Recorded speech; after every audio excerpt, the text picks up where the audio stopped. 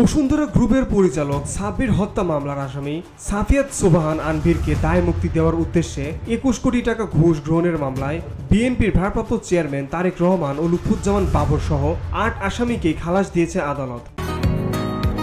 বসুন্ধরা, উত্তরা, বনশ্রী, কুড়িল ও বাড্ডা সহ রাজধানীর বিভিন্ন স্থানে অভিজাত ও অত্যাধুনিক মানের ফ্ল্যাট কেনার এক নির্ভরযোগ্য প্রতিষ্ঠান pleasant properties limited.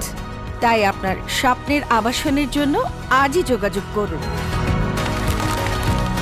Pleasant properties limited, where destiny matches eventually। আজ বৃহস্পতিবার ঢাকার আদালতের বিচারক এই রায় ঘোষণা করেন। এর ফলে বিচারিক আদালতে তারেক রহমান ও বাবরের বিরুদ্ধে আর কোনো মামলা নেই বলে জানিয়েছেন আইনজীবীরা। এতে করে তারেক রহমানের দেশে ফিরে রাজনীতিতে আর কোনো বাধা থাকলো না।